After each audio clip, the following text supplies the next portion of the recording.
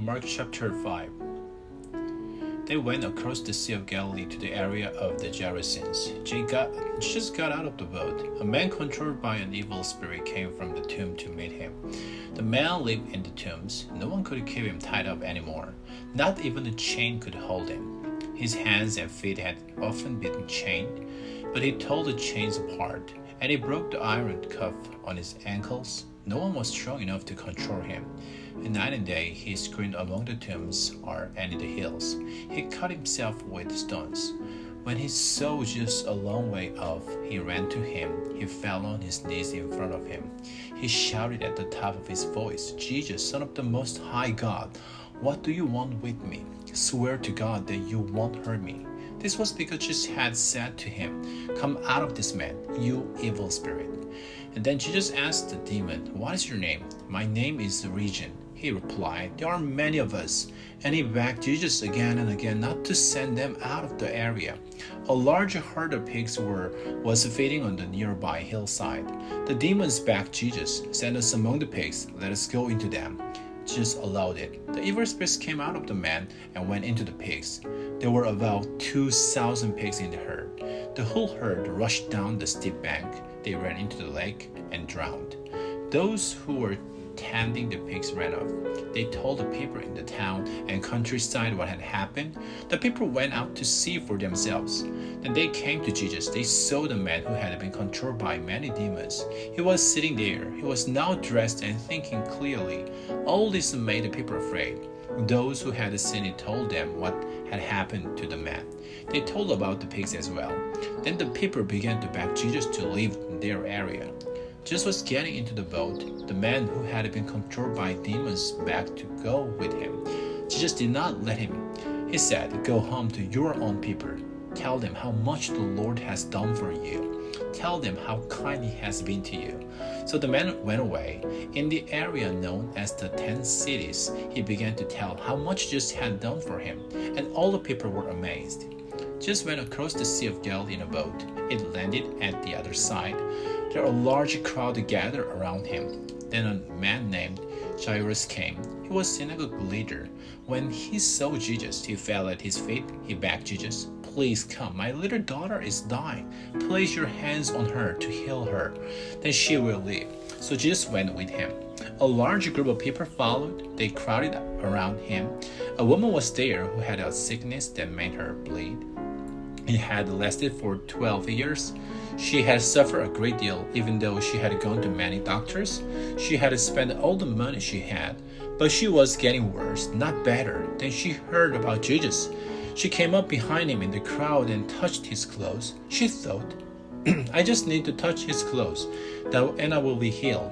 Right away, her bleeding stopped. She felt in her body that her suffering was over. At once, Jesus knew that power had gone out from him. He turned around in the crowd. He asked, "Who touched my clothes?" "You see the people?" His disciples answered, "They are crowding against you, and you still ask, 'Who touched me?'" But Jesus kept looking around. He wanted to see who had touched him. Then the woman came and fell at his feet. She knew what had happened to her. She was shaking with fear, but she told him the whole truth.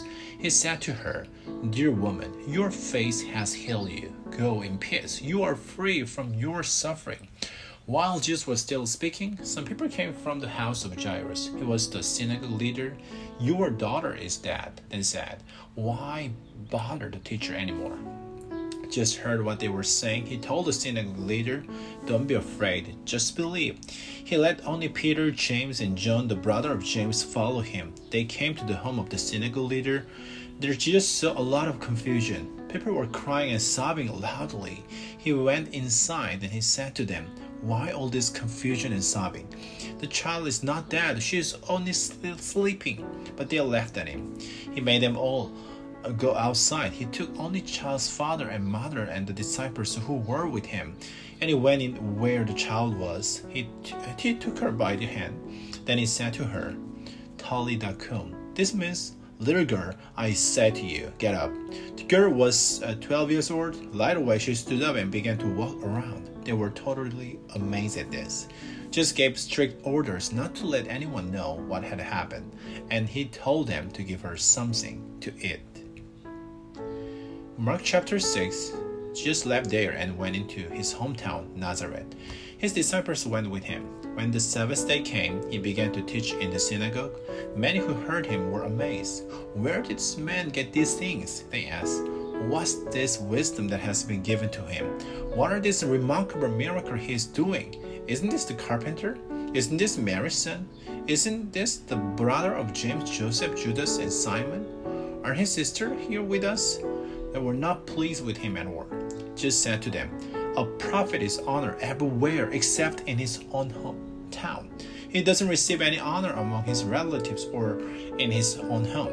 Just placed his hand on a few sick people and healed them, but he could not do any other miracles there. He was amazed because they had no faith. Just went around teaching from village to village. He called the 12 disciples to him. Then he began to send them out 2 by 2. He gave them authority to drive out evil spirits. Here is what he told them to do. "Take only a walking stick for your trip. Do not take bread or a bag. Take no money in your belt. Wear sandals, but do not take extra clothes. When you are invited into a house, stay there until you leave town. Some places may not welcome you or listen to you. If they don't, leave that place and shake the dust off your feet. There will be a witness against the people living there." They went out and they preached that people should turn away from their sins. They drove out many demons. They poured olive oil on many sick people and healed them. King Herod heard about this. Jesus' name had become well known. Some were saying John the Baptist has been raised from the dead. That is why he has the power to do miracles. Others said he is Elijah. Still others claim he is the prophet. He is like one of the prophets of long ago. But when Herod heard this, he said, "I had John's head cut off, and now he has been raised from the dead." In fact, it was Herod himself who had given orders to arrest John. He had him tied up and put in prison. He did this because of Herodias. She was the wife of Herod's brother Philip. But now Herod was married to her. John had been saying to Herod, "It is against the law for you to be married to your brother's wife." Herodias couldn't forgive John for saying that. She wanted to kill him, but she could not, because Herod was afraid of John, so he kept John safe. Herod knew John was a holy man who did what was right. When Herod heard him, he was very puzzled, but he liked to listen to John. Finally, the right time came. Herod gave a banquet on his birthday. He invited his high officials and military leaders. He also invited the most important man in Galilee. Then the daughter of Herodias came in and danced. She pleased Herod and his dinner guests. The king said to the girl, "Ask me for anything you want. I will give it to you." And he gave her his promises. He said to her, "Anything you ask for, I will give you. I will give you up to half my kingdom." She went out and said to her mother, "What should I ask for?" "The head of the John the Baptist," she answered. At once, when the girl hurried to ask the king, she said, "I want you to give me the head of the John the Baptist on a big plate right now." The king was very upset, but he thought about his promise and his dinner guest, so he did not want to say no to the girl. He sent a man right away to bring John's head. The man went to the prison and cut off John's head. He brought it back on a big plate. He gave it to the girl, and she gave it to her mother. John's disciples heard about this, so they came and took his body. Then they placed it in a tomb. The apostles gathered around Jesus. They told him all they had done and taught.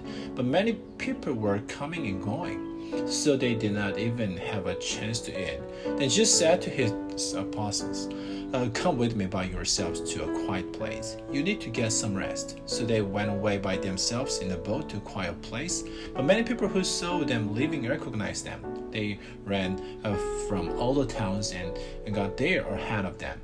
When Jesus came ashore, he saw a large crowd. He felt deep concern for them. They were like sheep without a shepherd, so he began teaching them many things. By that time, it was late in the day. His disciples came to him. "There is nothing here," they said. "It is already very late. Send the people away, then they can go to the nearby countryside and villages to buy something to eat." But Jesus answered, "You give them something to eat." They said to him, "That would take more than half a year's pay. Should we go and spend that much on bread?" Are we supposed to feed them? How many loaves do you have? Jesus asked. Go and see.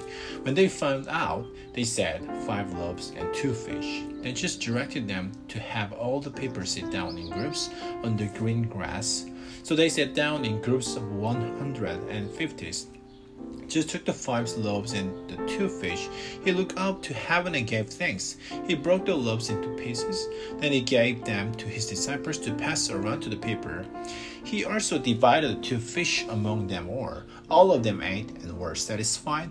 The disciples picked up 12 baskets of broken pieces of bread and fish. The number of men who had eaten was 5,000. Right away, Jesus made his disciples get into the boat. He had them go and ahead of him to Bethsaida. Then he sent the crowd away. After leaving them, he went up a mountainside to pray. Later that night, the boat was in the middle of the Sea of Galilee. Jesus was alone on the land. He saw the disciples pulling hard on the oars. The wind was blowing against them. Shortly before dawn, he went out to them. He walked on the lake. When he was about to pass by them, they saw him walking on the lake. They thought he was a ghost, so they cried out.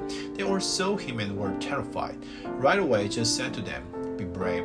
It is I. Don't be afraid. Then he climbed into the boat with them. The wind died down, and they were completely amazed. They had not understood about the loaves. They were stubborn. And they went across the lake and landed at Gennesaret. And there they tied up the boat. As soon as Jesus and his disciples got up, people recognized him. They ran through that whole area to bring to him those who were sick. They carried them on mats to where they heard he was. He went into the village, the towns, and the countryside. Everywhere he went, the people brought the sick to the market areas. Those who were sick begged him to let them touch just the edge of his clothes. And all who touched his clothes were healed.